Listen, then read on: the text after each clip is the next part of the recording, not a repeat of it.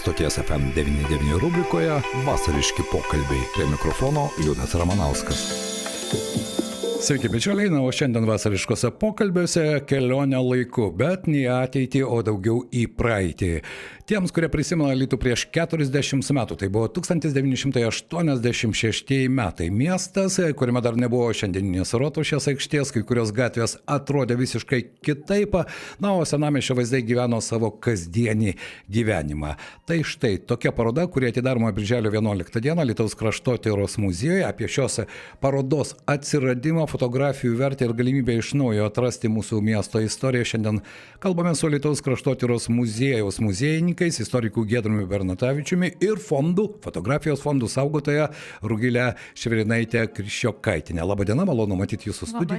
Labadiena. Tai nežinau, ar pavyks mums atsukti tą laiko mašiną 40 metų atgal, bet vis dėlto norėčiau jūsų paklausti, kuo ypatinga paroda 1986?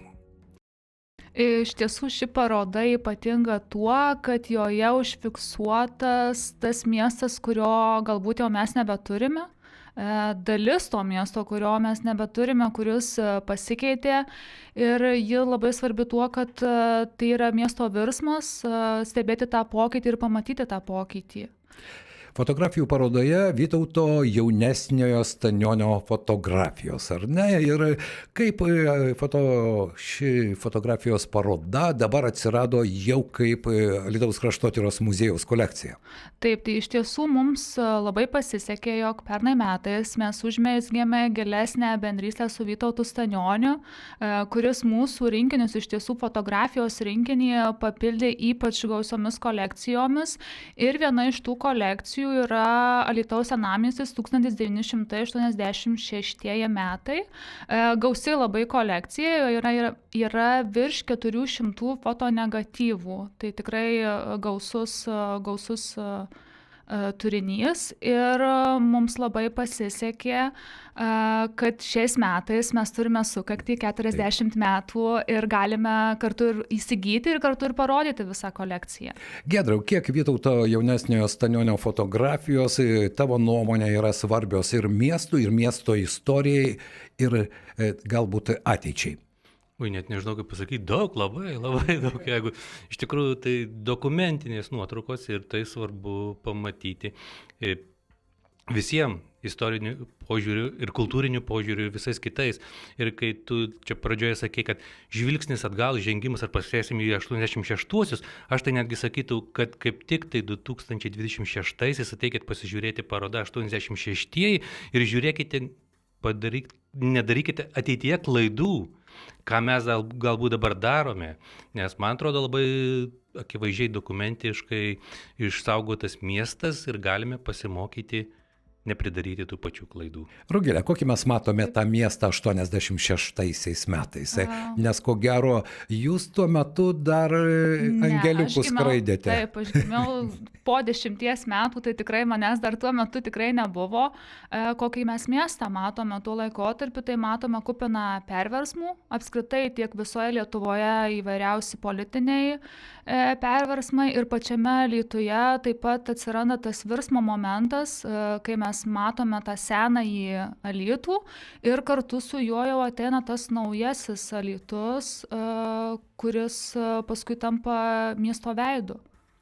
Giedriau, ar Vytautą Stanionį galima vadinti tam tikro laikotarpio miesto metraštininku? Fotografų buvo nemažai mūsų mieste, ypatingai tuo laikotarpiu. Kiekvienas galbūt turėjo savo tam tikrą kampą žiūrėjimo. Ne visi galbūt fotografavo miestą, vieni daugiau ėjo į žmonių fotografijas, į portretus, į gamtovaizdžius. O štai Vytautas Stanionis fiksavo ir miesto kaitą. Tai ar galima jį pavadinti to laikmečio miesto metraštininku? Tai aš manytų, kad tikrai drąsiai galime vadinti. Besirengiant parodai mes vertėme tuo pačiu vienintelį to laikotarpio laikraštį, komunistinį Rytojų, ir tikrai aš daug radau fotografų pavardžių nuotraukomis, bet miestą labiau amžino du, Bulgakovas ir Stanionis. Bulgakovas tai vyresnis ir anksčiau pradėjęs tai daryti, iš tikrųjų, ir jo kitoks truputėlį požiūris buvo.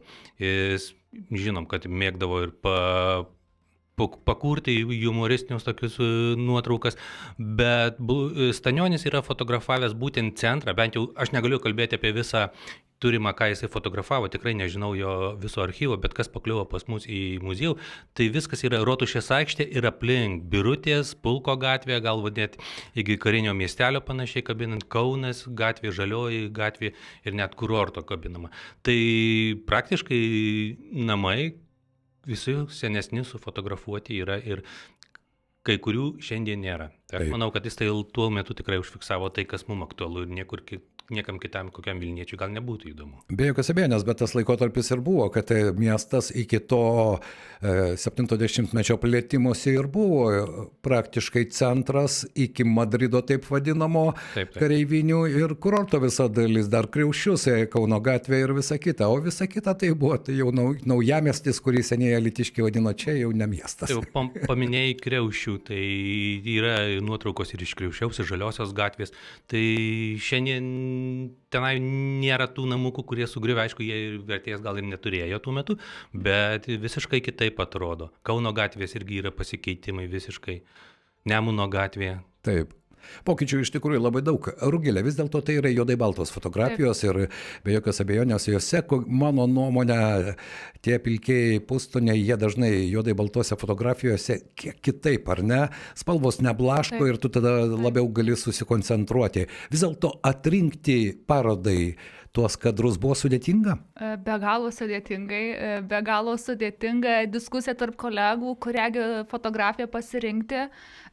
Iš tiesų tai stengiamės, kad būtų matyti tas pokytis, stengiamės, kad atsirastų vaizdai, kurių galbūt jau nebėra, ypač kalbant apie pastatus. Labai norėjome, jog fotografijos atsirastų žmogus, tai suteikia gyvumo visai fotografijai. Tai tikrai atrinkti fotografijas buvo nemenkas darbas. Tai žmonių yra. Žmonių yra, taip. Ne per daugiausiai, tiesą sakant, aš skaičiavau iš tos kolekcijos 400 su viršum nuotraukų, tai gal yra 30 nuotraukų, kur yra žmonių. Tai jie ne visi pakliuvo, kai kurie paklius į kitą parodą, kuri po mėnesio ar po pusantro mėnesio iškeliaus į miesto erdvės. Bus šitą lauke, išnešta kita dalis. Taip, iš tiesų labai norėjome, kad neužsidaryti muziejuje, kad tie patys vaizdai, kurie buvo gatvėse, grįžtų atgal į gatves ir kad žmonės galėtų pamatyti tuos pokyčius, ar ne? Be jokios abejonės. Kiek jūsų nuomonė yra svarbu turėti tokias fotografijų kolekcijas, kadangi jūs esate fotografijos fondų saugotoja, tai štai kiek tam miesto dabarčiai ir miesto žmonėms yra svarbu turėti tokias kolekcijas Kraštotyros muziejaus archyvose? Taip, tai iš tiesų tokias dokumentinės fotografijas yra labai svarbu turėti. Tai yra istorija, tai, kas tuo metu buvo kasdienybė, paprastos gatvės, žmonės, kiemai, dabar tai jau yra istorija. Ir istorija, kurią mes galime pamatyti ir kuri gali labai daug papasakoti mums. Giedriau, parodos atidarimas birželio 11 dieną, bet jau teko girdėti ir iš tavęs, kad jau pirmieji lankytojai parodą aplankė ir tai buvo jaunesnė karta, kuri to Alytaus niekada ko gero nematė. Kokios įdomų reakcijos, kokie vaizdai juos užkabina? Čia truputėlį aš pradėsiu iš toliau, gerai. Man atrodo, šita paroda yra svarbi visiems. Jeigu ten sako, kad dažniausiai, kai rengi kokį projektą, ar ten knygą, ar dar kažką renginį, aktuali lankytojai, kas toksai, kurio amžiaus lankytojas. Aš manau, kad čia labai svarbu nuo 3 metų, kai jisai supranta, iki 103 ar kiek jisai bei yra. Nes vieni matė, kiti nematė, treti gali sužinoti, koks buvo tas miestas, kuriame jie augo. Tai jaunimas iš gimnazijos atėję mokytojas, dailės mokytojas atvedė juos, tai žiūrėjo ir sako, o, kebabinė atrenka, va, lieputė, šitą aš čia valgau, pietaunu. Jie atrenka tas vietas ir pasididžiavimo, laimės šūkiai tokių yra. Tai jų paroda dar neatidaryta, tik tai 4 bus, o jau šito lankytojų yra. Taip. Vis dėlto, Rugilės, norėjau paklausti, ar buvo reikalinga restauruoti negatyvus? Jūs minėjote apie 400 negatyvų, ar vis dėlto jūs ėmėte tai, kas yra išlikę nepirkę, neretušavote, šiuolaikinėmis technologijomis neapdirbinėjote? Taip, tai iš tiesų vaizdus mes ėmėme tokius, kokius turime, skanavome ir tada juos apdorojame. Galbūt buvo vaizdų, kurie buvo tokie blankus, nes turbūt apšviesta gatvė, saulės, tai Giedrius ėmės jų truputį pašviesyti tam, kad mes pamatytume tiesiog detalės, ten, pavyzdžiui, namo, kažkokį tai fragmentą tvora, tai truputį minimaliai, bet stengiamės nelysti daug į kadrą, nes tai yra autorystė ir mes nenorime, kad tas vaizdas prarastų tikrąją savo autorystę. Ir autentiškumą. Taip, ne? taip. Dabar klausimas abiem, Rugilei ir Giedriui. Jeigu reikėtų išrinkti vieną fotografiją, kur geriausiai atspindi Alytų 1986 metais, koks kadras tai būtų? Wow, aš turbūt net negalėčiau atsakyti. Aš tai iš karto sakau skelbimas. Mergaitė stovinti dabartinių teatro kasų vietoje, kur jūsų FM'as buvo tuo metu kieme ir žiūrinti į objektyvą į fotografą. Ir matosi seni namai, kurie pusmetis, metai daugiausia bus sugriauti ir 9-aukštis, kuris pastatytas yra 70-ųjų tenai metais kažkaip. Taip. Na štai, kuris ko gero ir labai atspindi to laikmečio tą dvasią, ar ne, tokia ir emocinė, ir ta architektūrinė. Ką jūs atradote patys ruošdami šią parodą, nes darbo buvo įdėta nemažai, ko gero, beje, kiek laiko ruošėte parodą? Oi, turbūt greičiau nei galėtume įsivaizduoti, ar ne? Rugilė pirmą mintį gal gruodžio pradžioje mestelėjo, parodė, sako, negatyvą vairą, ką darome. Sakau, taip ir viskas. Ir tada pradėjome galvoti, pagalvojom, ką čia dar pasikvietus į komandą, nes dviem truputėlį gal per sunku. Ir mes pradėjome tą patį gruodžio mėnesį dirbti prie to. Tai suskanavo Rugilė viską, kaip minėjo Rugilė, labai tikrai nedaug, gal tik tai pašviesintose keliose vietose, kad iš tamsos ištraukti kažkokią detalę tos nuotraukos yra. Ir sunkiausia buvo iš tų 400 atsirinkti, tai mes atsirinkome, bet jau mes, bijau sumeluoti, prieš Velykas, 2 savaitės prieš Velykas, aš gatvėje atsitiktinai Vytautą sutikau, sakau, darysim parodą, jis apstulbo iš karto, sakau, mes jau atsirinkę, jau vienai par kitai bus. Kelio atgal nebėra. Ir mes atspaudus jau turėjome prieš mėnesį, tai mums beliko neskubant viską susidėliojome ir šiandien jau jie kabo. Rugilė, ruošdama šią parodą, ką jūs atradote labiausiai, kas jūs užkabino? Turbūt reikėtų pradėti nuo to, kad aš nesu alytiškė, tai visi vaizdai mane užkabino ir turbūt aš iš savo asmeninės patirties neraščiau geresnio būdo, nei nagrinėti gatves ir vaizdus ir tokiu būdu pažinti miestą. Man čia yra geriausias būdas pažinti Alytų, būtent vaizdai. Tai iš tikrųjų unikali galimybė, nes ne visi gali savo atmintyje galbūt sugrįžti į tuos 86-osius prieš 40 metų, ką užfiksavo miesto metraštininkas fotografas Vytautas jaunesnysis Stanionis, ko gero dar su senamiesčio gatvelėmis, kaip sakėte, žmonių yra, bet nedaug, tad kitoje parodoje daugiau alytiškių bus galima pamatyti irgi iš to laikotarpio, ar ne? Taip. Ten bus įvairūs laikotarpiai jau. Na, aišku. Tad, bičiuliai, parodos atidarimas įvyks jau birželio 11 dieną, 17 val. Alytaus kraštotyros muziejuje. O iki kada bus galima šią parodą aplankyti? Parodą bus galima aplankyti iki rugpjūčio 15 dienos. O kada paroda keliaus į miesto erdves? Tikimės, kad paroda iškeliaus kaip dovana Liepos 6 dieną.